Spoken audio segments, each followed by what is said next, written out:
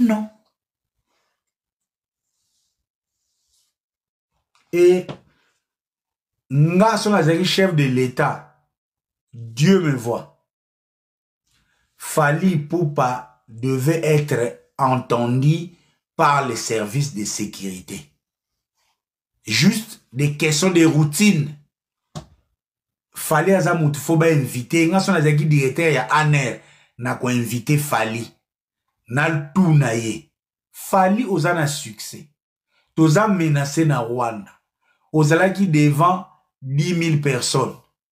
Et ozala qui retransmis dans le monde entier. Pourquoi vous n'avez pas condamné de manière concrète les agressions dont subissent vos frères? Ce n'est qu'une question. Ce n'est qu'une question. En principe, Fally devait être questionné par les directeurs de ANER. Parce que nous sommes dans une activité politico-artistique. Les artistes qui devaient monter au podium devaient jouer les rôles Oyo, l'État bimise limbongo. Nous sommes dans une guerre médiatique. Les Rwandais, pour passer une annulation à concert Rwanda, ils se sont pas voilés la face.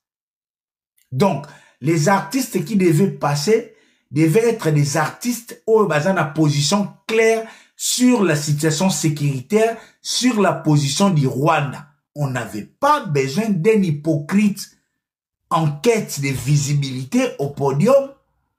Donc, Fally, il peut même avoir des acquaintances avec les M23. Fally peut même avoir des acquaintances avec les AFD. Fally Ipupa, Yemoura Zalaki na bic rouge, azo barré d'artistes nyonso bako voler la vedette. Pour Moutounano azo yemba na demi-ton. Moutounano azana hors gamme. Nepte autotune on se pesa ki pan. Sura es arokoka supporter Fera Zalawana. Ani ataye. Bandeko na ngaya este. Nabosani binoteo. Moutazo manana hors gamme, est-ce que ako supporter Mungongwa Cindy Leker na Kofi Tele manana solidarité africaine? Ako supportant. Moutounano aza allié moko ana problème à santé artistique ako supporter pour lelo en termes ya ko électriser les salles na ba concert wera mutaza champion. Ata bo beti 207 bo beti tokos. So yi wera ye kaka. Hélicoptère olali. Donc so yi wera zalaki alinga lia en animation. So yi fera zalaki alinga lia en chant. So yi kofa zalaki alinga lia en aura. So ki hérita zalaki akodenda bien pona dom alinga wengete yabanga. Aibi ki hérita zakamu hérité utasaka jete. Pour hériter soit bien côté les guerres na chana katkata bota lande skal ba makangu nyo sakenda wana.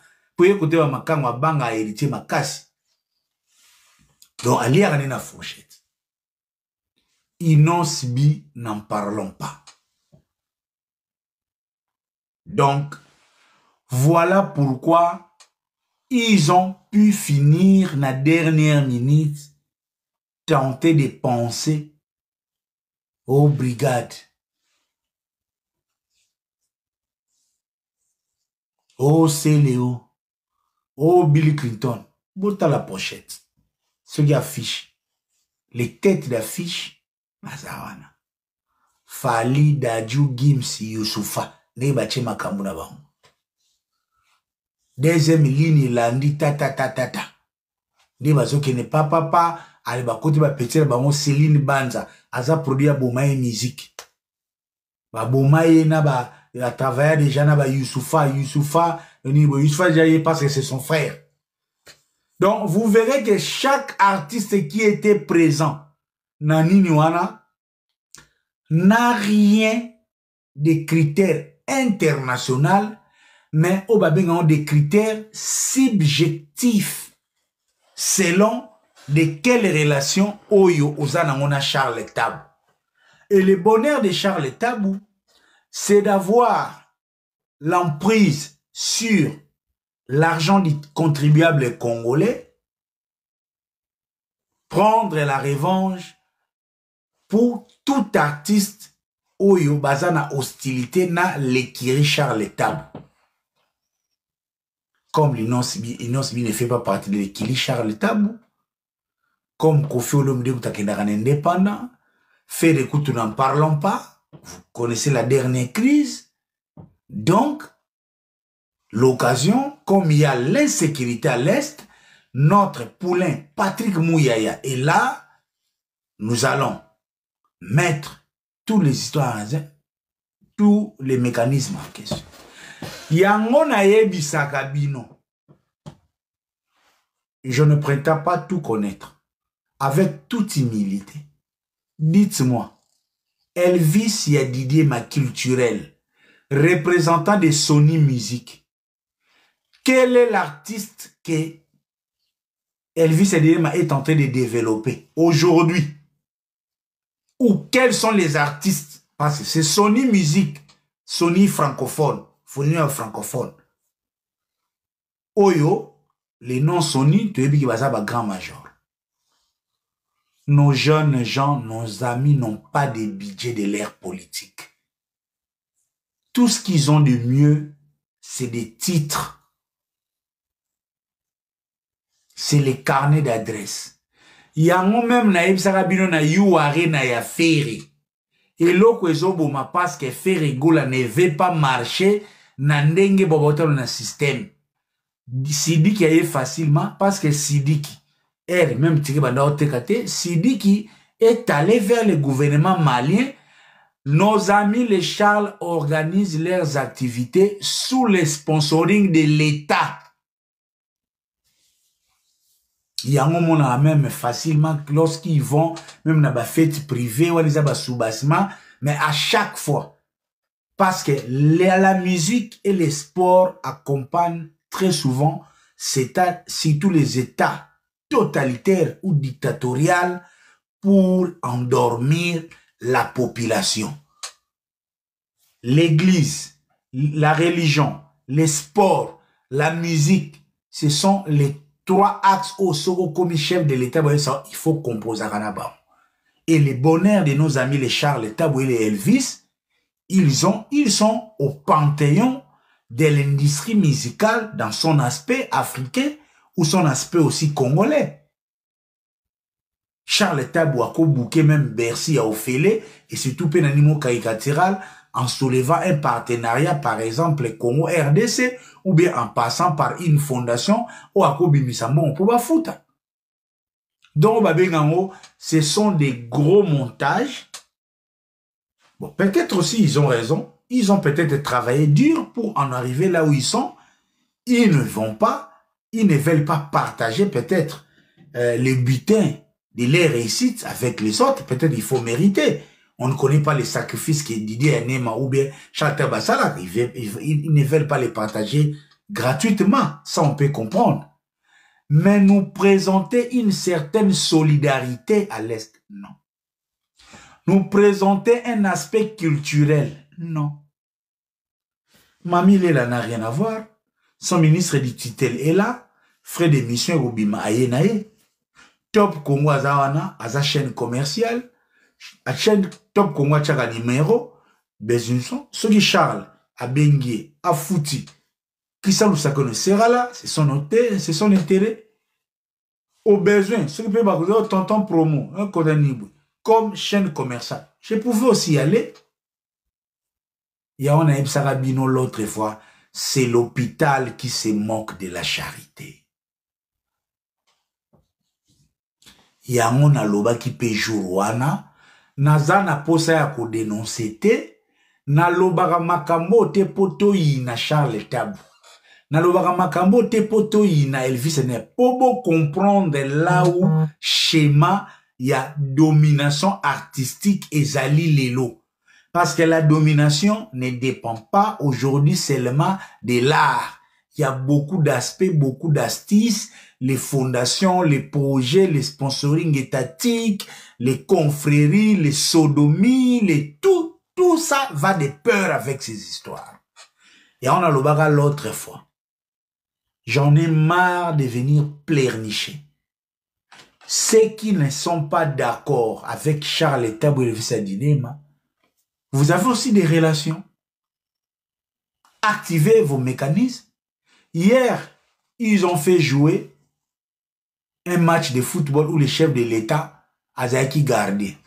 Aujourd'hui, c'est un projet de solidarité où ils se sont choisis entre eux. Demain, ils vont faire quoi?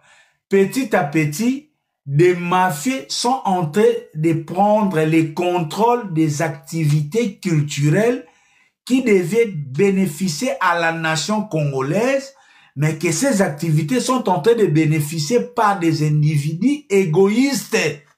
C'est ça ma démarche aujourd'hui. Une manière de dire aussi, Fachi, vous en faites déjà trop dans la légèreté. On n'a pas besoin que l'argent de l'État puisse servir à une mafia. L'argent de l'État est censé servir pour l'intérêt général. Parce que ce qui s'est passé, Nakor Arena, c'est l'intérêt de Fali, c'est l'intérêt de Gaz Mawete, c'est l'intérêt de Elvis Adinema, Mouyaya, Charles Tabu. Ils ont boutiqué leur projet savamment et ils ont arnaqué l'opinion africaine. Ça, c'est le pire arnaque. Donc, Batuloko, la histoire au cas de Charles Tabu, Elvis Adinema, on a filmé, maman a vrai film. L'arnaque du siècle, c'est de l'escroquerie à ciel ouvert. Escroquerie.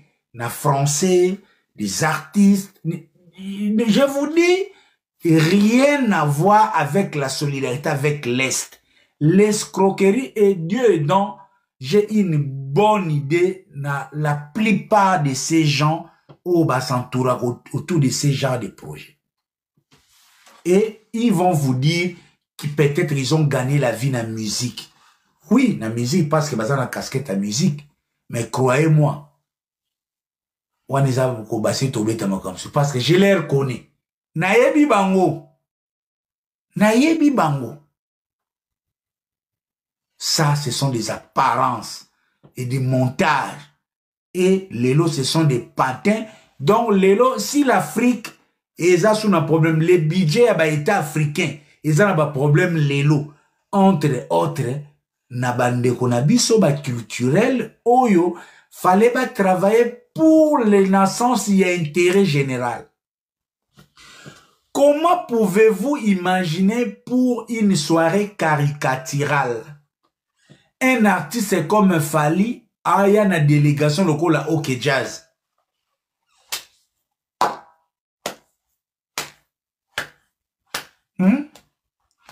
Donc, il est venu présenter son spectacle préliminaire et à promotion naïe pour ajouter un plus na book press naïe. Soit disant laisse la musique. Et ils vont vous dire publiquement que les artistes n'ont pas demandé de cachets. On connaît ces mensonges. Cachets et comme un frais de motivation.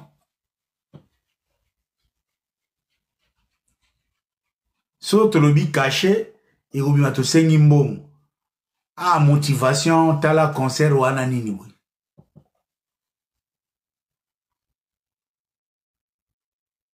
Surtout le caché, bon, au monier, ils ont moussala, au premier voyage. Mission congolais au goût na matanga. Azo senga frais à Eza de basana ba matanga. Papa wemba kufi, kesera kufi. Onga vana beta, nga go senga na ngambongo te. Mais, vous pouvez s'engager 10 000 parce que jour où on a photo de transport, tout ça, to goya boye, to lala ki na maki pour tout ça la boue. Caché va changer qu'à combo. Les artistes sont devenus sans rien de caché. Fallait au tika yo Charles Tabu, na Elvis Boussa la laro, bref, ils se sont organisés de la manière au Bassali. On a vu. Dans la forme, on dira bravo, parce qu'on n'a pas les choix. On est face à une fatalité. La fatalité, Les Congolais ont usé les drapeaux, ils ont usé les noms du Congo pour une crise. Tout ce que je dirais, c'est un papa jaloux, c'est un papa bouinaboué, tout ce qu'on dit. Mais qui va nous croire? Personne. Mais pourtant, c'est la réalité. Nous dirons, dans la forme, bravo. Dans la forme, bravo. Mais dans les fonds, merci la guerre de l'Est. Dibe Sarabino, même la guerre, Moutou a teka mindu qui a profité. Ba ONG pe ba profita po ba sala ka ba koma très actif financement ya ramakasi. Ne bo monaka naib Sarabino na pese exemple. Suppléant ya député. Chamari Lukulasi par exemple sokaza député. Suppléant na ye. Loi et lobby que soki Jean-Marie Lukulasi a koufi. Moutou comme député suppléant na ye. Yon Sarabino suppléant ya député atazo lela na matanga ya député keba azo fouté déjà les mains. Moi si nanda azo préparer mkoba que nous valider l'Assemblée nationale aola ta veste nini aobanda mandat ndenge nini aosala ndenge nini. C'est l'hôpital qui se moque de la charité. Lelo l'essentiel des business Ezo le kanaba projet caricatural. Yango tu nazo repetak. Musicien congolais o lelo. Azana fondation te en retard. Je répète. Musicien congolais o lelo azana fondation te azana retard. Que ça soit en Europe, ici je parle en tant que juriste. J'avais des amis à droit économique qui faisaient des travaux de terre. Mubali ya mamasi alinga kaba jeté na mwasi na ye. Et ça katelanga lingala ayaki na Angleterre na tuni Kofi Olomide pourquoi lingate ba tuna mamasi ke so katelanga lingala ebisanga ngana sina sola na mwasi na yo. Donc depuis na so lingala wana kala ingangu soki na luba makambo ya mamasi na koma ko luka où est-ce que ko placer ba mo mais soki ezaki mamasi te ya commentaire na linga na cha pour luketu wana te mama Congo continue quand na critique la critique et ça la bien et continuera par rapport les restes des polémiques nous on n'est pas là oh Sam Chintu na Kofi Olomide bakopotana naza su na niveau ya banini wana te d'ailleurs kutu nazoluka numéro ya vie manda chebwa pardon boyidinga pour mutu ekoma oswanga nazoluka vie manda chebwa akoche ngai ndenge nini bomba banda kosala avec l'OZRT ou la voix d'Isaïr une seule chaîne nationale face à concurrence na bakuba ya ba musicien manda chebwa banda kosala ndenge nini azalana ba petit ya wenge mais ba Marie-Paul basali El Paris bango tout ba petit na ye faut lobela wenge faut lobela El Paris. J'apprendrai même dans l'histoire que c'est Manda Chebwa qui a insisté na ba El Paris boya na kisasa album na bino eza na eko ya bien. Est-ce que Manda Chebwa andimaka El Paris baya ba jibe ba kangela ka ekanda ou bien nazolinga na yeba po na komo na on dirait iloba nango Joël Buluba ou ba benga ngo conflit d'intérêt nazarana Sam Chintu nazarana Kofi kuna émission ya parcours beti makambu Sam Chintu pe tukutuku encore Sam Chintu aza soki musongi basongi baza lokola batetela bazaka déjà ba révolutionnaire foi ba culture ya Congo soko kutena mutetela so yo lobio Adidas Arena ezalaka côté à Saint-Denis soki ya lobby Adidas Arena za côté Strasbourg ya kata na yo akondimate mutetela zaka teti ata zana faute na ça bino foye ba polo famille soko kutani muchokwe mutotela musonge baza déjà ba tetu ya kobotama ya mona mutu lokola nati lokole tetu Sam Chintu tetu donc tinga nazomona Sam Chintu likolo kaka ya histoire Kofi alobi ye moko ayaka ye ayebi ke soit disant Kofi ye moko ayaka donc ye bazoko potana bazana bango pe na problème ya malunga te eza likambo oyo patron aza gamo pao pona ye ba petit faut saluer au drapeau parce que ba leka yem tapesa bango makambu oyo pe Sam Chintu chekevamente Moutou arata moi mouké vie sur le plan artistique parce qu'en principe Sam devait être l'adversaire direct yaba wenge mais ba mema à diversité on a un quartier latin sous les directives ya Kofi Olomide sikoyo ngana osuka wapi na pesi bino exemple mouké toza na fête ya Alpha Kiala tokutani na Zeka Luzeka prêtre Alpha Kiala Zeka Luzeka batu ya wazekwa boyebi ngai pe na wazekwa ndenge to boyebi boyebi ngai pe kana ba dossier d'actualité boyebi na memela ka dossier ya ba martyr ya wazekwa tina ba Didas moko boye ba Zeka baza ba lieutenant ya ba baza ba lieutenant ya ba wazekwa mwana opeza lokola nkita yete mais tokutani na Zeka tuyambani ya eza makamba kiliti atala mutu soli to savela ngabna na sali kutu na video na pe ambuta wazekwa tala tozawa c'est la famille tozana Alpha Kiala tozana Zeka Luzeka prêtre donc problème pour ngana yebisa bino ngai na koki ko chamu zolo na ngate na problème ya ba musicien pour problème ya ba musicien eza problème na ngate nanu na mona musicien te akota likambo ba journaliste ngana kokota likambo musicien mukolo na mona musicien moko akoti ndenge ngai na bato ya 207 toyoka na kate soki musicien pa akoti yango wana apena kokota nga posi na kokota na solande musique to soane na Alpha Kiala to salaki wana ebele ba Jean-Jacques Doué bazalaki ba disco box kinkela wa betaki penandule na fête wana zalaki bravo infiniment na disco box kinkela eza ba rare fois na mona DJ na fête à Londres abeti 5 nzembo ya fere et puis batu babini pour mo bwe koma pe lokola banko na soka ba rapport trop et comment son azana fête toto pomo nini jaso cha fere te mek no moni penda disco box kinkela abeti 5 bor ya fere puis piste na asi na chaki de monsieur ce qu'on a pas droit d'auteur bravo donc what is qui en passe tout ça les vidéos bien na Alpha Kiala na Zeka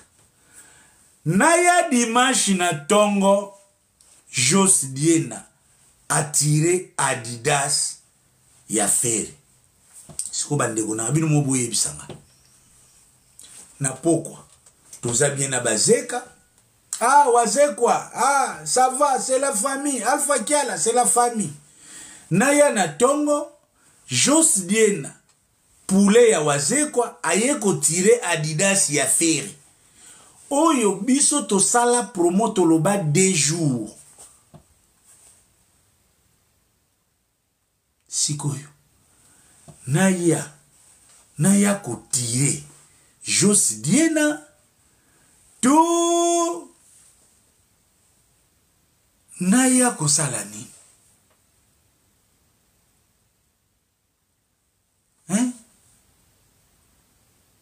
donc nayebi te or Jos Diena azana album oyo tozo zela oyo ngamo nazo zela na compte ya nchangu po moni ba Jos Diena wana ti ba jeune ba ke katsa maya njili ba ke katsa boatu po ba kende rap ya wazekwa biso tozo mona Jos Diena mwana quartier 1 ngato quartier nga veni kwilu ye azaba kutaba bo mongo kuna fiston kama na bila fasa bidon mwana ya quartier 1 Jos Diena donc soto swani na Jos Diena batata bakoya kovanisa biso tata maniesi na tata nkosa bakoya pena bavandi basali pe réunion na quartier Natali na lobisko nasuka wapi siko lena oya ko tire su wazekwa oyo nyonso soli na bazeka na ba Alpha Kiala siko pona bima ridicule ou comment Voilà les dilemmes oyo lelo chroniqueur congolais azokutana na yango. O biso tonto pour mo tozo soit mutu chaque fois. Ah, mwana kimia là, ah, aza mwana kimia là, voilà. Côté ba vient biso José Dika. Donc, ozo mona ke na yebisi bino nando et suisinga mutu. Mais bref, et là qui signe que en principe tonton promo je n'ai pas besoin na yana sala émission et comme à lobby musicien à Luka bois qui la ngambasu. Je n'ai pas besoin na yana sala émission lobby Charles Tabou a zongo la problème personnel. Parce que, au-delà de tout, Charles Tabou sera en occasion, ayambaranga, sonazana likambu ya goyeba, a informaranga par rapport à l'industrie, tout ce qui est comme journaliste, on est toujours à la quête de l'information. Mais face maintenant au face à l'intérêt général. Face à l'intérêt général, quelle doit être la position d'un acteur? Il n'a sepeli na vidéo, il y a Charles Tabou. À lobby, acteur culturel. Na sepeli na oma kasi. Acteur culturel. Na funguli ba moko dossier ya solidarité. Charles Tabou, Elvis ya Didiema, celui ya Didiema, celui ya Didiema. Bah non, il est un acteur culturel. La culture, c'est le soubassement de la politique. Il y a une différence entre l'État et la nation. On peut être un État sans devenir une nation. C'est le gros problème même du Congo parce que nous avons du mal à devenir une nation. Les États, ah, ça va très bien de Gonanga, Kataps, Joël Bouloubaï Magamnazoloba. Les États européens ont commencé par être une nation. Après, ils ont fondé un État. Mais la difficulté des États africains, en l'occurrence, l'État congolais, au lieu de banda comme une nation, to bandi un État. Avant les frontières de 1885, Mukongo ya Mwanda, na Muswahili, ya Ruchuru, bazalaka na lien direct comme communauté vivant ensemble. Ça, c'est l'histoire. À moins que quelqu'un puisse me contredire. Mais ne m'amenez pas Zachary Bababas. Parce que lui, je ne lui compte même pas parmi les historiens. Et on a divisé les frontières congolais sans que tous à la une nation. Et grâce à un chef d'État comme Mobutu, qui a travaillé pour que l'État congolais, dorénavant qui était devenu l'État zaïrois, puisse devenir une nation. C'est là où Mobutu a bandi kozwa papa ya Mukongo a des mutations na Bukavu. Papa ya Bukongo a kende Kisangani. C'est vrai, Belge azwa Mungala aya na ina ba Congo pour aider ba tonga chemin de fer. Mais Mobutu a consolidé l'unité nationale. Parmi les grands acquis, Mobutu pouvait beau piller ces pays, pouvait beau détruire ces pays, mais en travaillant sur la consolidation de l'État zaïrois pour que nous devenions une nation, Mobutu nous a laissé des acquis oyo même lelo bananga bazana problème ya ko diviser réellement le Congo parce que Mobutu a cimenté la nation. Yambo mona mutulokola Konde qui vit la Kanda, Konde nan les très célèbres gouverneurs, il y a le Nekongo qui a été élu à Bukavu. Et les papas, il y a Bakongo, le Kola Bazaraba faible parce que très souvent, à part Ngaï Tonton Promo, les papas, il y a Bakongo sont en principe des faibles. Papa Bakongo, Bakogara Mwasi a Pembete, papa Bakongo, Bakogara Mwasi a Nzotote, lorsqu'ils se sont retrouvés dans la partie est, à Koutanina Mwasi, dans le système local à London, Kimia, à Rola, Telaoli, Puta, San et Loko, Banda, June Mobimba, la plupart des papas, Banekongo, Bakendana Est, Basala regroupement familialité. Et c'est comme ça aussi que l'Eki-Congo est cimenté sur la partie est. Tina Bakatanga. Donc, les lots même sont bolobi, oh, Bengana Congo, il y a nos enfants, nos neveux, nos nièces qui sont là-bas à l'est. Sur le plan administratif, sur le plan militaire, sur le plan nuance. Donc, à part ça, nazo pe sabino, ils ont un secret. Nazo pe par exemple, commandant Kouswaza Mukongo. Bon, mon arrêté alela, tutungoi. Donc, papa ya Congo, koka mutation te. Et du moins, ça nous a aidé de poser les germes ya kokoma nation. Sikoyo, Soki Charles Tabou, a lobby que aza culturel. Le Congo, notre plus grand problème, a toujours été, entre autres sources ya ba conflit, la responsabilité et la répartition des responsabilités. Le gouvernement, l'ossature gouvernemental doit tenir compte. Yabanini, yomona so gouvernement bimi. Nous, les reswana sigo yomona par exemple Jean-Paul Kilombo.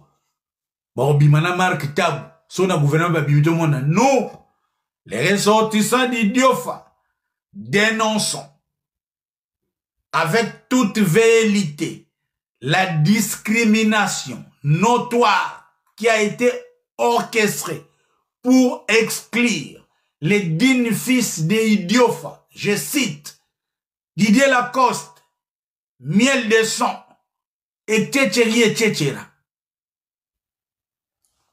Il y a même la cause de la guerre et la sécession.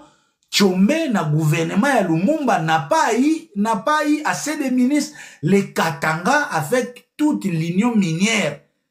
Il y a Congo, où est comme Jekamine, Bazara qui pas assez représenté et les Tchombe étaient mécontents du gouvernement Kasavubu et Lumumba. Ils se sont rebellés. Il y a Souka, Boute Gomona francophonie. Donc, si Charles Tabou, je n'ose pas douter sur ses qualités de culturel, était réellement inculturel. Comme organisateur, il y a événement Solidarité Congo. Je lisais tout ça. Je voyais déjà la mafia qui tourne autour. Vous m'avez vu, tonton Promo, l'air contredit, l'air barrer la route. Parce que j'ai mis l'intérêt général. D'ailleurs, dans un de mes lives, Nalobaki, Bino Bonimbo condamné par Charles Tabou. Organisez-vous aussi pour la mieux. Ne venez pas pleurnicher. Parce que il y avait le thème Congo, il y avait le thème solidarité. À tort ou à raison, il faut donner chance. Nengamona lobaka toebite libanga nini oyo ekobomandeke. Nous avons toujours eu un aspect regardant sur les répartitions des sources et des tendances. Na pesi exemple. Même Mohamed Ali Bayaka. Ne ba tchaka ba musicien. Ba Betty. Ba Lita Bembo. Ba Tabouley. Ba Franco. On ne pouvait pas, par exemple, de Toyoka na mythe, na mythologie, que grand maître Luambo, c'est lui qui avait amené Mobutu en Inde. On ne pouvait pas exclure Tabouley na ba festivité ya combat ya Mohamed Ali parce que peut-être Luambo aurait plus des affinités pas ya Mobutu. Ça non. Ça dans la culture congolaise, ça n'a jamais existé. Donc ici, notre ami Charles Tabou, ils ont peut-être une bonne idée, mais en état mercantile et égoïste, trempés dans la mafia, ils nous ont posé les germes de la division. Parce qu'on ne voudrait pas donner l'image, il y a des gens qui pleurnichent. On n'a pas besoin de pleurnicher devant une mafia. Peut-être on peut dénoncer de tout ça là aussi.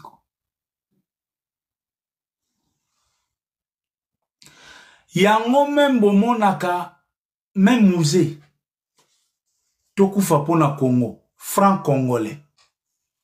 C'est vrai, c'est difficile, peut-être impossible de réunir tous les artistes et musiciens du Congo autour d'un projet, même d'intérêt général, mais aux yeux franc congolais, aux yeux tokufa pona Congo, vous verrez que toutes les tendances artistiques, tribales, toutes les forces homogènes, toutes les diversités ont été mises à profit. C'est ça. C'est ça l'idée. Il y a un projet Oyo et accompagné à l'État parce que la musique a toujours accompagné la politique dans un temps fort.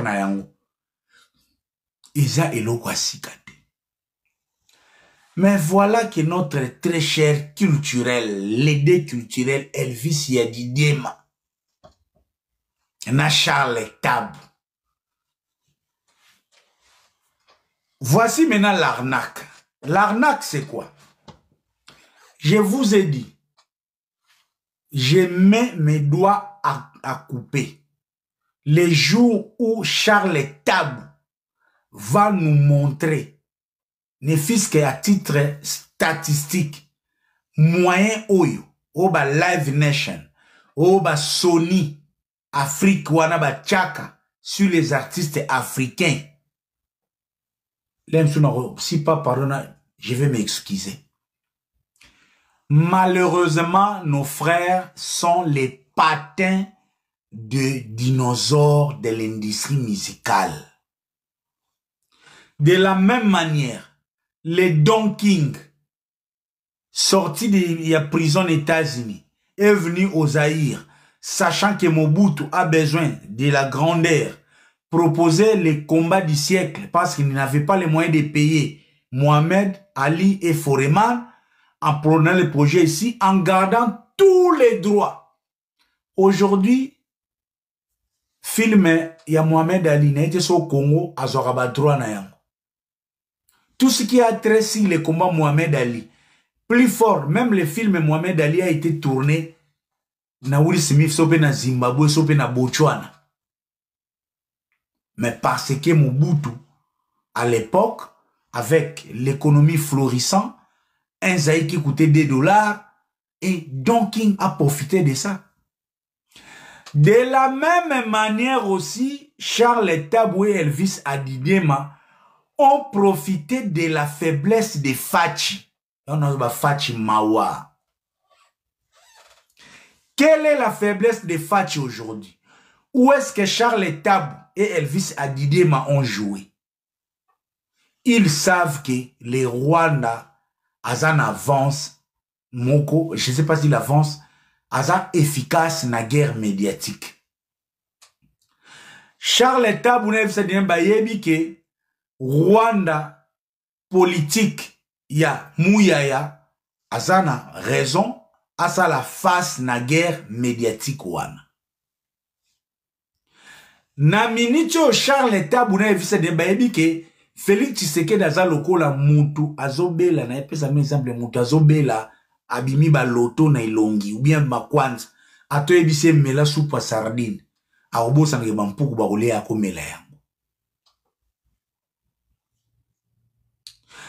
De la même manière, pendant des périodes il y a crise, makambu ba aventure oyo batu ya aner bazo sala fachi yango pe Charles Tabu na Elvis Adidima baye ko sala na projet ya solidarité Congo. Parce que lorsque tu as un état de crise, président a s'appuyer à la sécurité. C'est en ce moment que toutes les propositions y a sécurité, président a payé sa priorité. Et dans cette période que ba service baliaka l'état mbongo. Fachi, Kabila, azokota na Goma, photo sa l'équipe moko boye d'accueil, toute sa information, et que c'est nga batuna boye, éclairer, papa, combien? Mbongo ebimi. Fachi, que Kabila zana na Nairobi, photo que to fandela ye, to traquer batukuna, mbongo ebimi. Parce que okobanga ke soko bimisité, au cas où bulletin d'information wana, eza vrai, okoboya, que malheur arrive parce que yo chef opposé qui va acte. Donc kaka ndenge aner azolia mbongo à l'état ce qu'on a minitio yo po ba yebi ke président talande ba kimisi président mbangu na katanga. Fachi bima Kabila koti na Goma. Président Koutaya qui a inauguré na moi activité eza na katanga ba bimisi ye mbangu kima Kabila koti na Goma tweet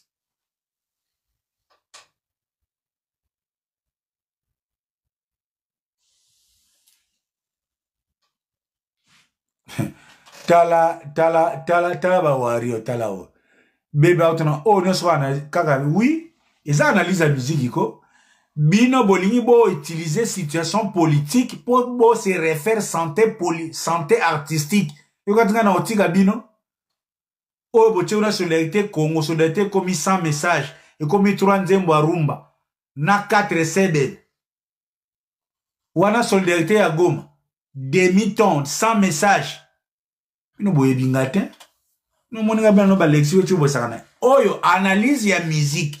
Parce que Solidarité Congo, c'est un projet politico-artistico-sécuritaire. Et même économico, parce que ce sont des mafieux.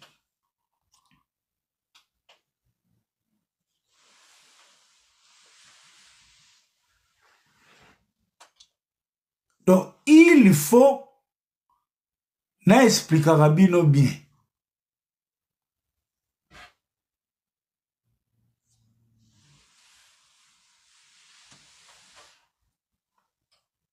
Charles Tabu, Elvis Yadidema, Patrick Mouyaya, tous les dinosaures de l'Empire du Mal, Baebike, Naminichoyo, Fachi et Loko Nyonso.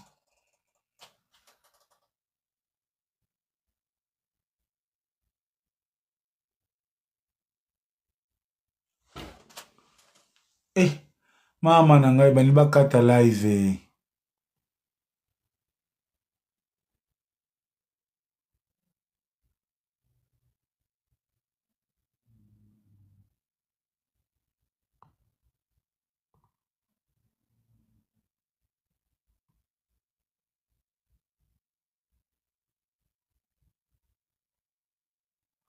Aïe, aïe, tapoté.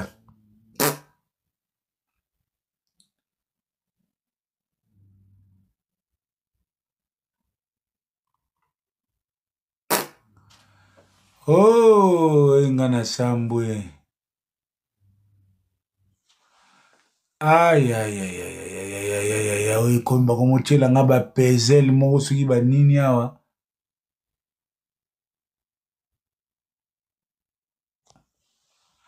Ah, merci Selena Longi.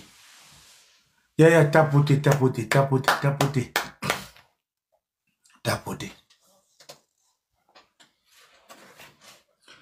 J'étais en train de dire, Elvis Yadidem, Fali, Patrick Mouyaya, Charles Tabou, sachant que Fachi a une difficulté contre le Rwanda, baye na projet na bango personnel, chacun avec ses intérêts.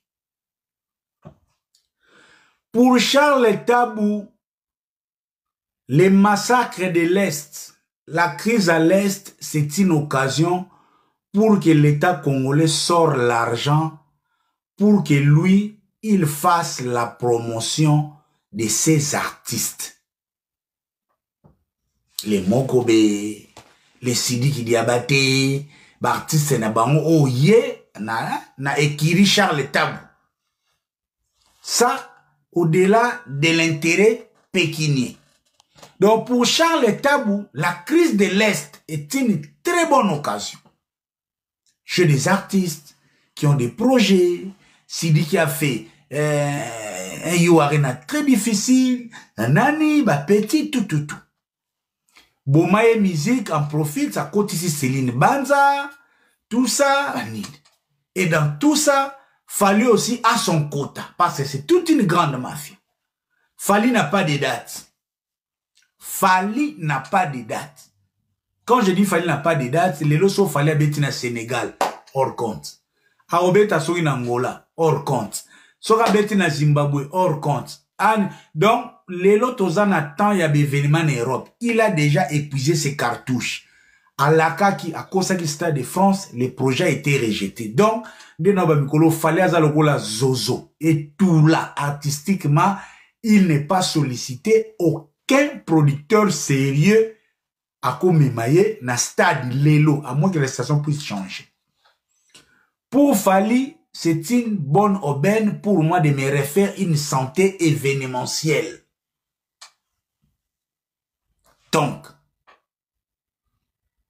les Quattro, Mouyaya, Elvis Adiniema, Fali, Charles Tabou. Chacun selon les intérêts. Patrick Mouyaya, je vous amène la RTNC. Pour moi aussi, c'est mon domaine, c'est mon portefeuille. On est dans la guerre médiatique. Ça, c'est un projet. Si tout cas, l'herbe rwandais, ba bundisi bango, na salle wana, jour à date, wana, il y a le 7 avril. Waouh! Est-ce qu'il y a Kope Bongaki? Et si Kope Bongaki, c'est le chef de l'État, vous voyez maintenant, les coups à tenir, on a frappé les Rwanda. Oui. Dans les fonds du projet, c'est un bon projet. C'est un projet adapté à la conjoncture sécuritaire, politico-sécuritaire. Oui, c'est un bon projet. Mais seulement, ce sont des mafieux qui ont organisé cette activité pour des intérêts strictement égoïstes. Où est la solidarité Congo? Quand beaucoup de tendances d'obédience musicale, ils ont représenté.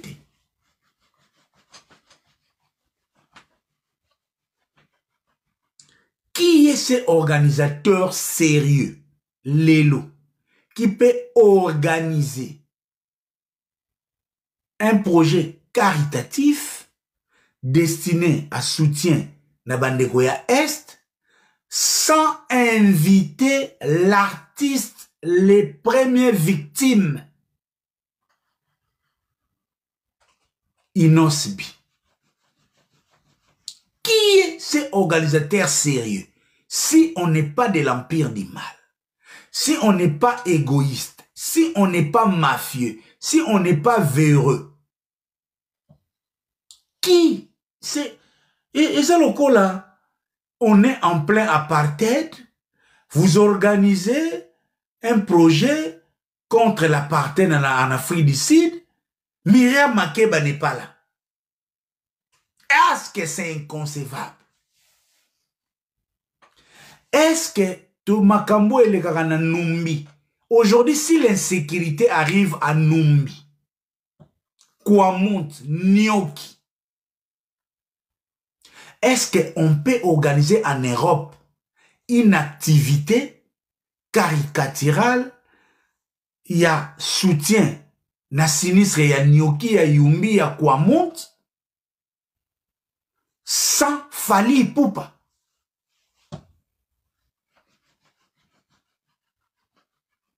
Sans Fally Ipupa.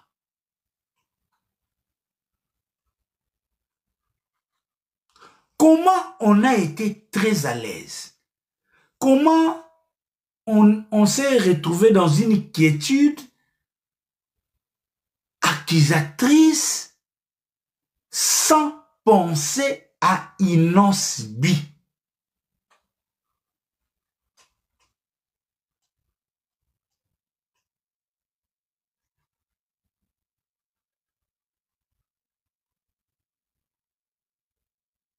Comment un ambassadeur culturel comme Kofi Olomide ne peut pas être intéressé dans un projet culturel organisé par un soi-disant culturel comme Charles Tabou sans inviter l'un des ambassadeurs y a culture Nabiso en exercice, qui est en l'occurrence Kofi Olomide.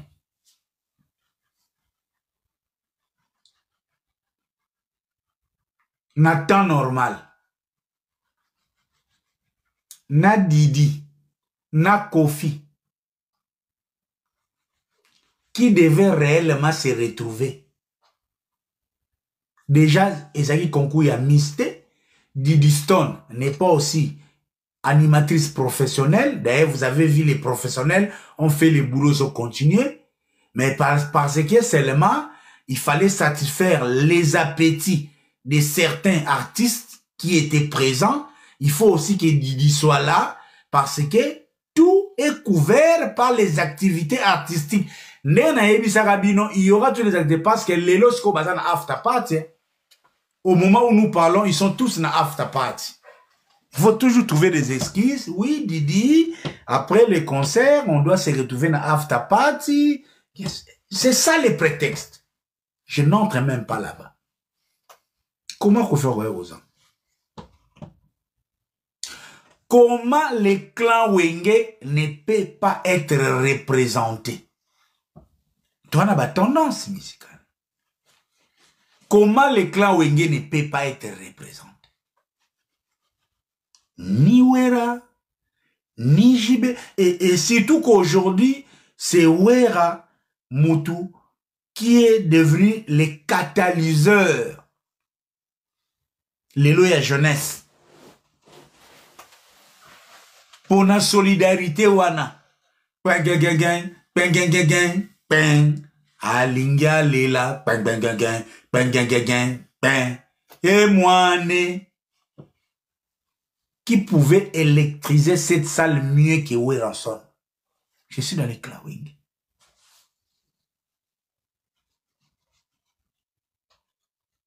Ni Wera, ni Jibé, ni les porte-étendards, l'actuel porte-étendard du clan Wenge, ni Feregola. Kuna kuna rotenete et koma o patati patata.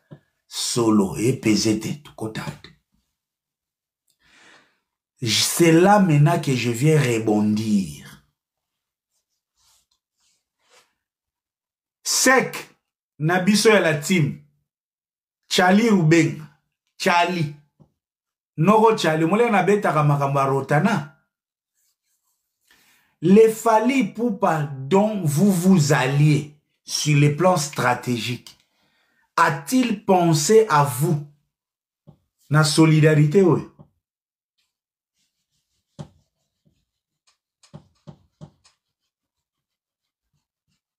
Dadi Mola, les spiritas, parce que le cœur de la mafia, c'est Fally, Didier Massoui Elvis, Charles, Patrick Mouyaye.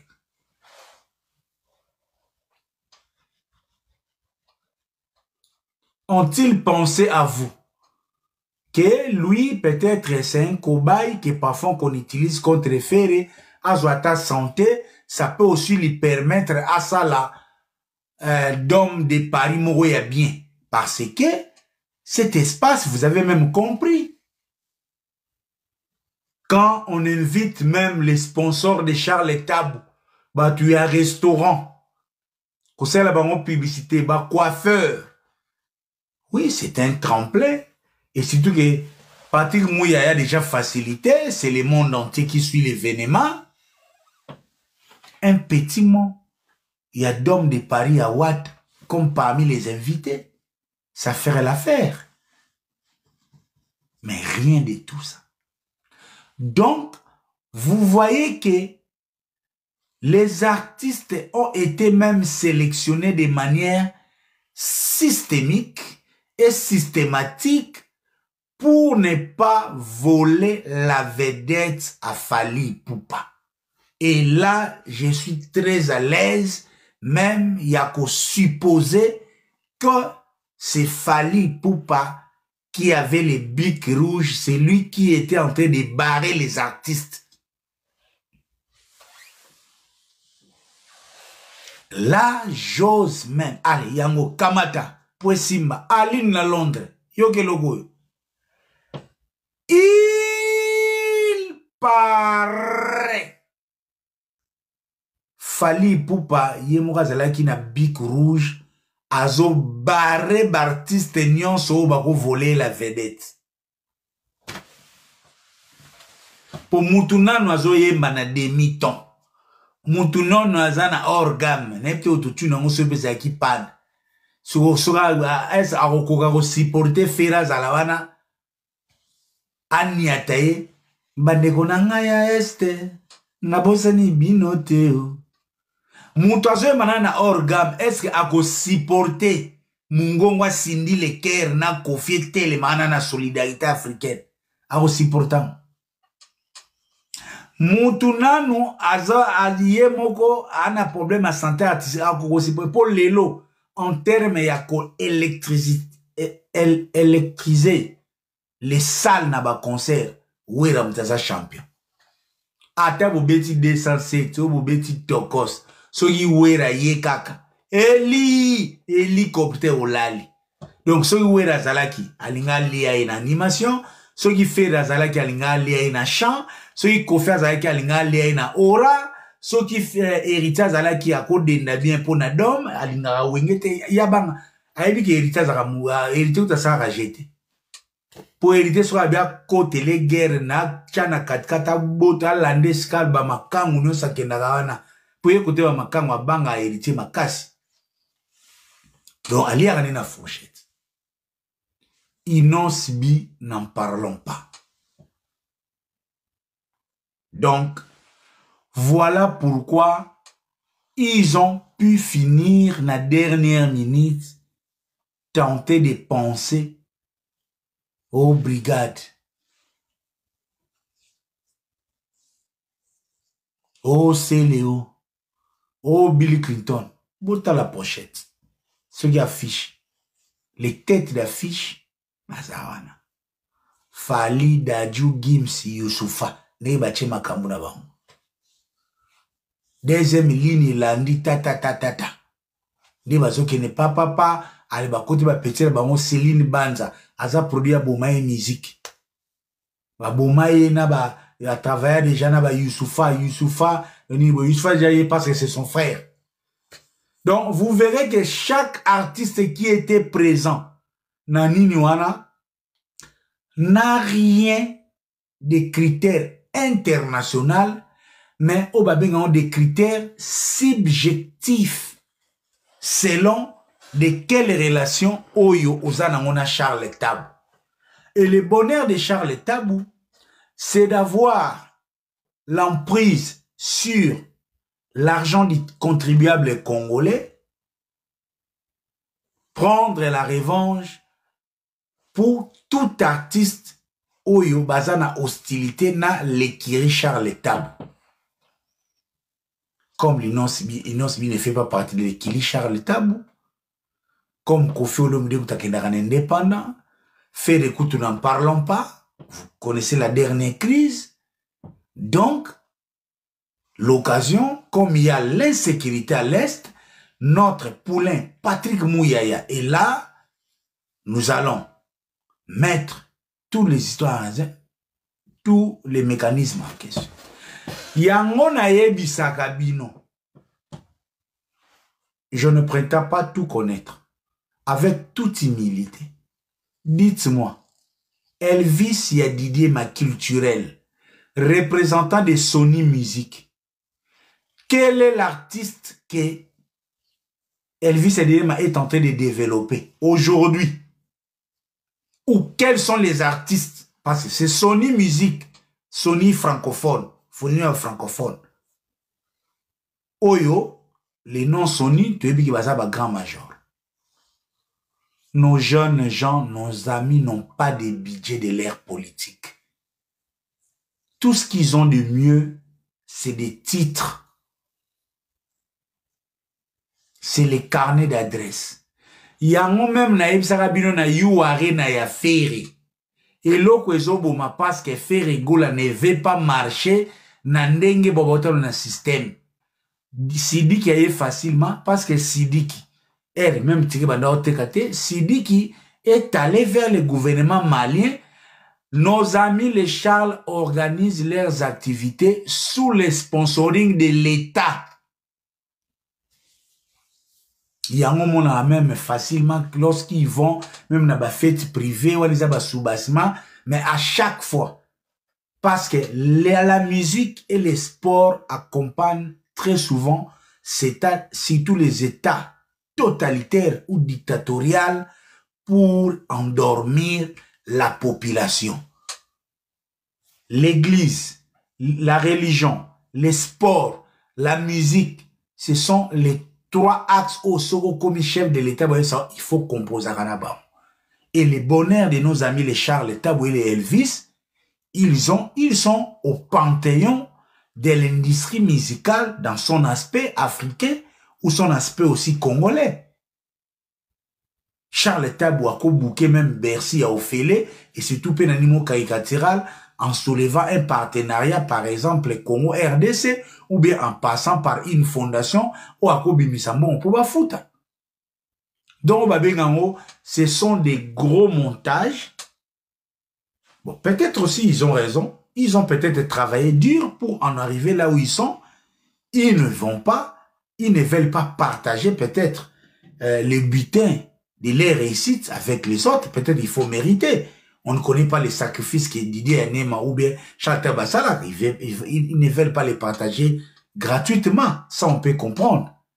Mais nous présenter une certaine solidarité à l'Est, non. Nous présenter un aspect culturel, non. Mami Lela n'a rien à voir. Son ministre du tutelle est là. Frais d'émission Rubima Ayenaye. Top Congo Azawana, Aza chaîne commerciale. A chaîne Top Congo Tchaka numéro. Besunson. Ce qui Charles, a Bengue, a Fouti. Qui ça nous sakone sera là. C'est son intérêt. Au besoin, ce qui peut pas tonton promo, un Kodanibou. Comme chaîne commerciale. Je pouvais aussi y aller. Il y a un Sarabino l'autre fois. C'est l'hôpital qui se moque de la charité. Il y a un aloba qui peut jouer. Nazana posa ya ko dénoncer te. Naloba makambo te poto na Charles Tabou. Naloba makambo te poto na Elvis ne pobo comprendre là où schéma il y a domination artistique et zali lelo. Parce que la domination ne dépend pas aujourd'hui seulement de l'art. Il y a beaucoup d'aspects, beaucoup d'astuces, les fondations, les projets, les sponsoring étatiques, les confréries, les sodomies, tout ça va de peur avec ces histoires. Et on a le bagarre l'autre fois. J'en ai marre de venir pleurnicher. Ceux qui ne sont pas d'accord avec Charles Tabou et Elvis Adinema, vous avez aussi des relations. Activez vos mécanismes. Hier, ils ont fait jouer un match de football où le chef de l'État a été gardé. Aujourd'hui, c'est un projet de solidarité où ils se sont choisis entre eux. Demain, ils vont faire quoi? Petit à petit, des mafieux sont en train de prendre le contrôle des activités culturelles qui devaient bénéficier à la nation congolaise mais que ces activités sont en train de bénéficier par des individus égoïstes. C'est ça ma démarche aujourd'hui. Une manière de dire aussi, Fachi, vous en faites déjà trop dans la légèreté. On n'a pas besoin que l'argent de l'État puisse servir à une mafia. L'argent de l'État est censé servir pour l'intérêt général. Parce que ce qui s'est passé, Nakor Arena, c'est l'intérêt de Fali, c'est l'intérêt de Gaz Mawete, c'est l'intérêt de Elvis Adinema, Mouyaya, Charles Tabou. Ils ont boutiqué leur projet savamment et ils ont arnaqué l'opinion africaine. Ça, c'est le pire arnaque. Donc, Batuloko, la histoire au cas de Charles Tabou. Elvis Adinema, on a filmé. Maman a vrai film. L'arnaque du siècle, c'est de l'escroquerie à ciel ouvert. Escroquerie. Na français, des artistes. Je vous dis, rien à voir avec la solidarité avec l'Est. L'escroquerie et Dieu aidant, j'ai une bonne idée. La plupart de ces gens au Bassantoura autour de ces genres de projets. Et ils vont vous dire que peut-être ils ont gagné la vie dans la musique. Oui, dans la musique, parce que ils ont la casquette à musique. Mais croyez-moi, parce que je les reconnais. Nayebi bango. Nayebi bango. Ça, ce sont des apparences et des montages. Et les lots, ce sont des patins. Donc, les lots, si l'Afrique, ils ont un problème, les budgets à l'État africain, ils ont un problème, les lots. Entre autres, nabande konabiso ba culturel, oyo, fallait pas travailler pour les naissances, il y a intérêt général. Comment pouvez-vous imaginer pour une soirée caricaturale un artiste comme Fali a une délégation locale à OK Jazz?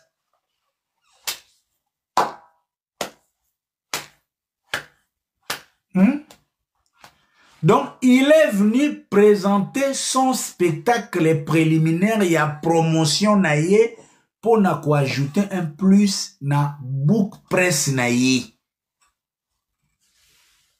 Soit disant laisse la musique.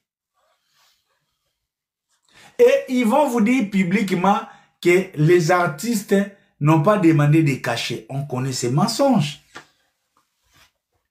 Cachet et comme un frais de motivation.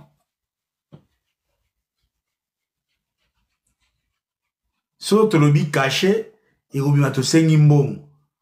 Ah, motivation, tala concert ou ananini.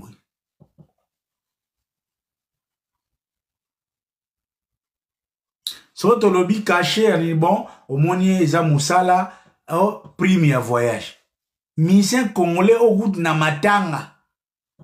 Azo senga frais à ezaka de basana ba matanga. Papa wemba kufi, keseka kufi. Onga vana beta, nga go senga na ngambongo te. Mais, vous pouvez s'en gagner 10 000 parce que jour où on a photo de transport, tout ça, togoya boye, tout là qui n'a maki pour tout ça la boue. Caché va changer qu'à combo. Les artistes sont devenus sans des cachets. Fallait au tika yo Charles Tabou, na Elvis Boussa la laro, bref, ils se sont organisés de la manière au Bassali. On a vu. Dans la forme, on dira bravo, parce qu'on n'a pas les choix. On est face à une fatalité. La fatalité, les Congolais ont usé les drapeaux, ils ont usé les noms du Congo pour une crise. Tout ce que je dirais, c'est un papa jaloux, c'est un papa bouinaboué, tout ce qu'on dit. Mais qui va nous croire? Personne. Mais pourtant, c'est la réalité. Nous dirons, dans la forme, bravo. Dans la forme, bravo. Mais dans les fonds, merci la guerre de l'Est. Même la guerre, Moutou a été Karamindu qui a profité. ba ONG pe ba profita po ba sala ka ba koma très actif financement ya makasi ne bo monaka na yebisaka bino na pesa exemple suppléant ya député Jean-Marie Lukulasi par exemple soka za député suppléant na ye loi elobi ke soki Jean-Marie Lukulasi akufi muto akoma député suppléant na ye yona yebisaka bino suppléant ya député atazo lela na matanga ya député Keba azo fouetter déjà les mains moi si nanda azo préparer mko ke no valider na Assemblée nationale akola ta veste nini akobanda mandat ndenge nini akosala ndenge nini. C'est l'hôpital qui se moque de la charité.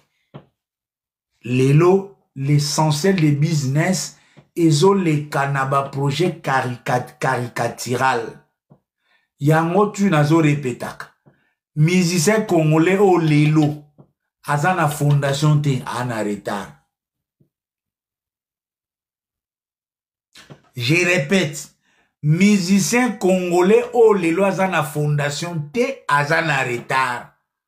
Que ça soit en Europe, ici je parle en tant que juriste. J'avais des amis à droit économique qui faisaient des travaux de TFC ou de mémoire sur les caractères lucratifs des activités à caractère non lucratif. Pour mon agar, pharmacie, tout n'a dit ça, c'est ça, asbel. Mais ça, j'ai une activité commerciale. Pharmacie, tout ça, asbel. Alors que ce sont des commerçants. Hôpital, c'est comment commerce. Hôpital, tout ça, un médecin, avant prescrire, il faut bouina. Et c'est comment commerce. Même l'église, et c'est comment une entité commerciale. L'église, et c'est comment une entité commerciale. Mais, à présenter Rango, mais comme dans la forme, comme le monde n'a pas encore changé.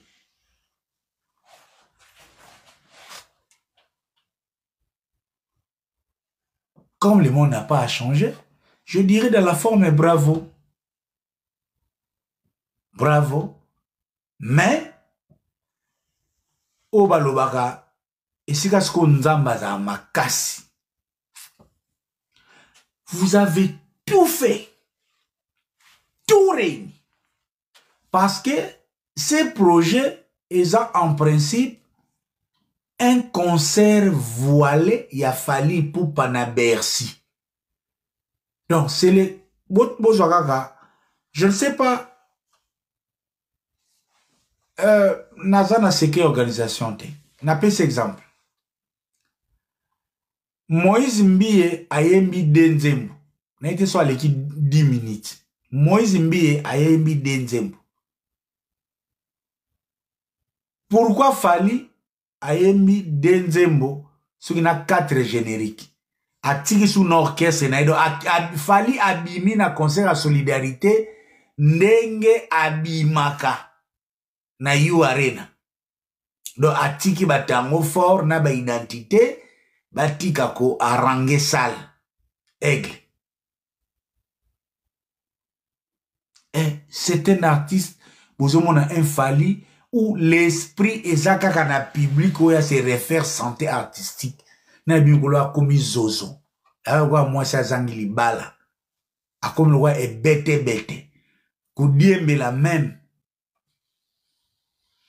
Koudiembe la même na concert ya solidarité on comme son concert na yo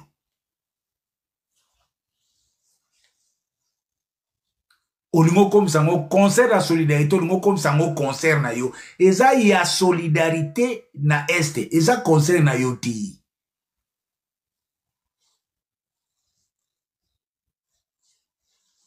eza concert na yo ti eza solidarité ko eza te que Fali pour par accord arena. Donc, à Kanisi, ba lacrymogène ou à essuya. Donc, au moins, la moutaye, à côté, sans un message, Mbalamoro Asana. L'artiste est venu même avec un thème inadapté. Des chansons, c'est vrai, Fali n'a pas vraiment assez de chansons peut-être le gars migrant des rêves a une chanson adaptée na oeza la kazara solidaire na peuple tout ce qu'il sait faire des chansons Chuba Kende asana obandi batuna asana mede ata mede na concert à solidarité ekosani donc pour kaka mede et occasion à tout le monde allez lobby page 4 Asala a présenté qu'il était à la Bercy tête d'affiche bopé sa stade allez banisus générique na bango basala rasukina oyo utaka na Bercy baleki basali poporia ba générique nyons donc nai chaza na ebeke ko suka kaka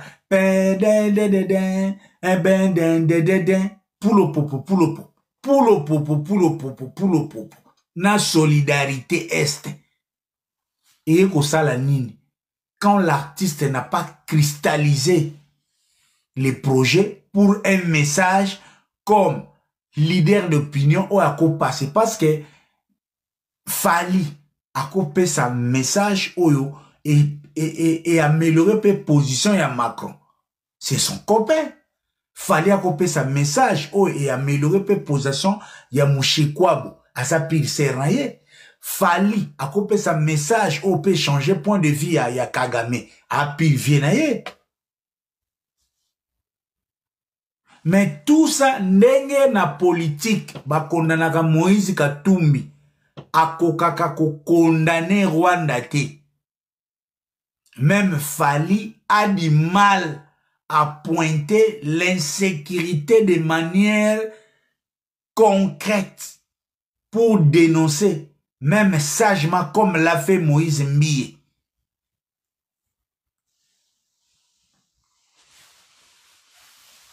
Et franchement, je peux tout reconnaître à Fali Ipupa, sauf le patriotisme. Fali Ipupa aime FF victime, c'est poudre son covo plus que la patrie congolaise.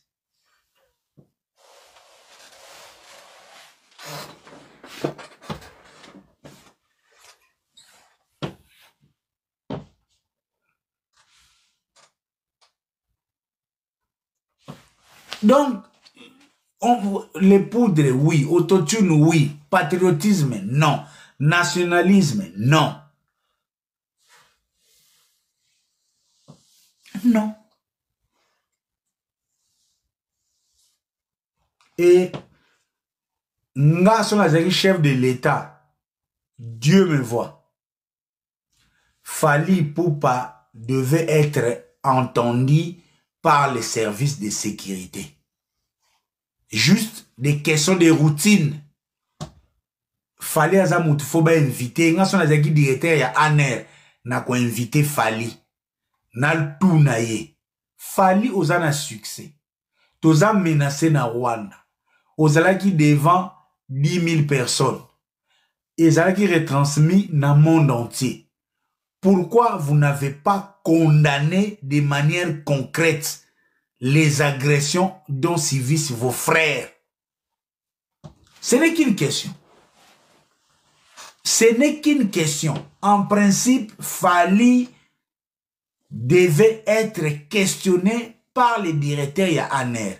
Parce que nous sommes dans une activité politico-artistique. Les artistes qui devaient monter au podium devaient jouer les rôles oyo l'État bimise limbongo. Nous sommes dans une guerre médiatique. Les Rwandais, pour passer une annulation à concert Rwanda, ils se sont pas voilés la face. Donc, les artistes qui devaient passer devaient être des artistes où ils ont une position claire sur la situation sécuritaire, sur la position du Rwanda. On n'avait pas besoin d'un hypocrite en quête de visibilité au podium. Donc, Fali, il peut même avoir des acquaintances avec les M23. Fali peut même avoir des acquaintances avec les AFDC. On ne sait jamais. Ces gens sont en train de recruter. Hein? Ils sont en train de recruter. Ils sont en train de recruter. Moi, tonton Promo Ridolphe Nkosa, directeur ya ANER, Fali rentre à Kinshasa, nako kangete, mais nako tourne ka ba question.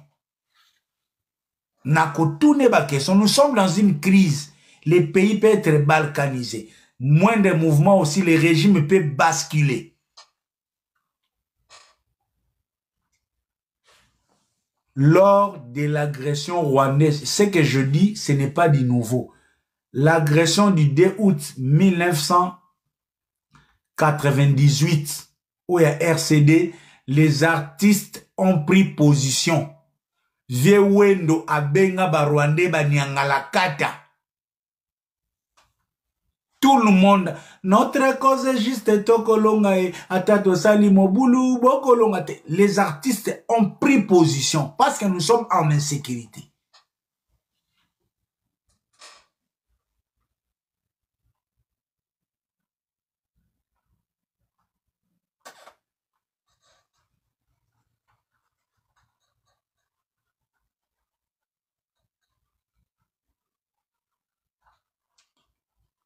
Plus grave,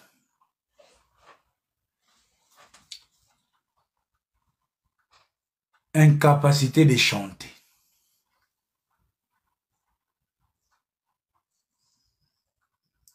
Incapacité totale de s'exprimer artistiquement. Donc, Fali a artistiquement tué nos frères de l'Est.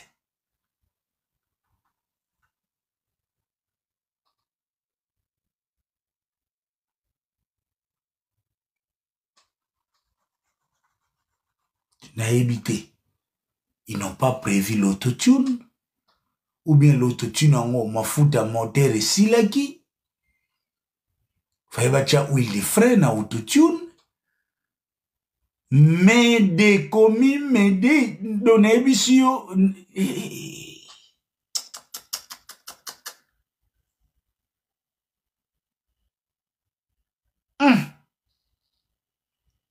Demi-temps.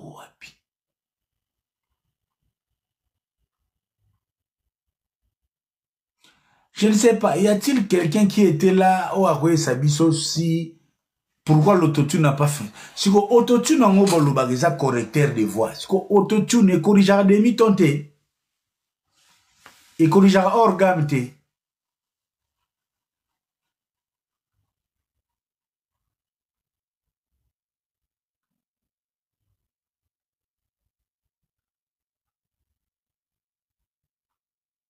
Hein?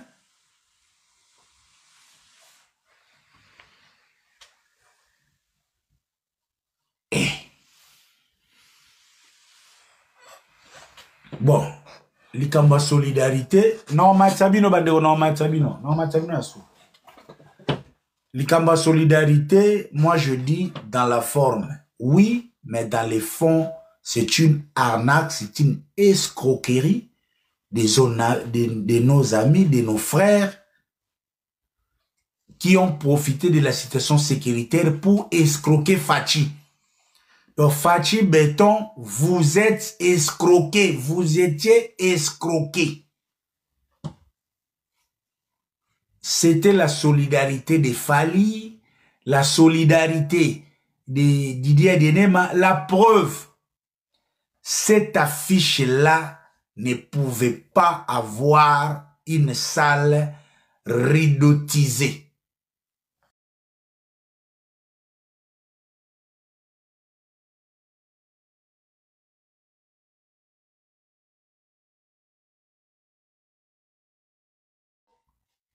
Fachi, ozamo na poto ba kosote, na poto, Gims yemo aton saka. Omoni bato ba chaki, Youssoufa, Gims, Fali, Dadju, bango moko bako tondi sa bersi. Siko ba sangani, bache bango na fiche. Bache bango na fiche. So zaka ba Congolais. Toso mbakatike retard, na chakaka. Kombo ya Dadju, Gims, Youssoufa.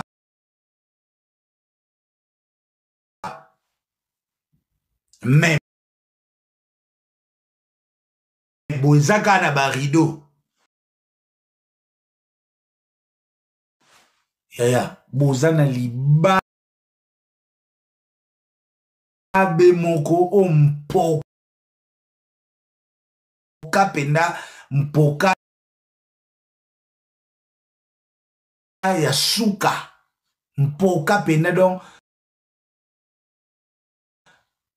netinga nakoloba c'est un échec po fachi ayebile makambo ti fachi mawe fachi nde bazokosa tala nana moni président te oyo bazoko oza président me bazokoso ondire oza na mokili te fachi oza mwana poto oyebi Gims oyebi Youssouf Fali Gims Youssouf sold out ya rideau ezaka hors compte po capacité ça les a 20 000 yo teki 11 000 tika basomba ti bakoma 20 000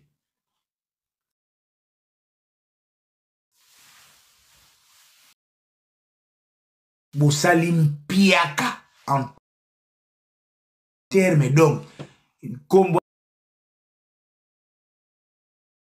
Gims Fouilou kombo Dajou Fouilou kombo Youssoufa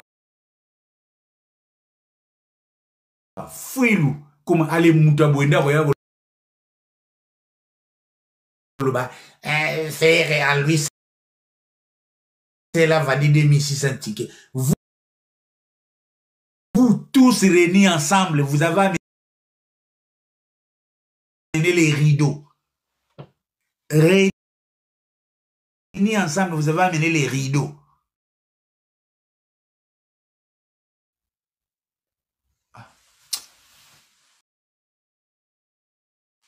Allez raconter ça aux petits enfants, ce sont des bêtises inutiles. Ouais, on bête la rabat.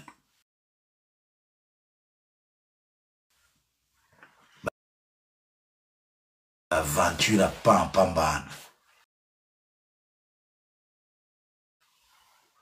Bande de mafieux. Les vrais Totorina, c'est Fali. C'est lui les causes à North. Mafia, charge, bossali bénéfice. Ils font toujours des conciliabules. Toujours des conciliabules.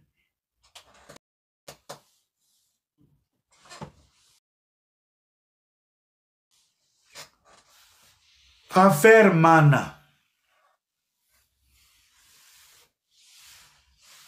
Ye to yeti. Tapotelenga ya sécuriser la to kota na zone ya turbulence.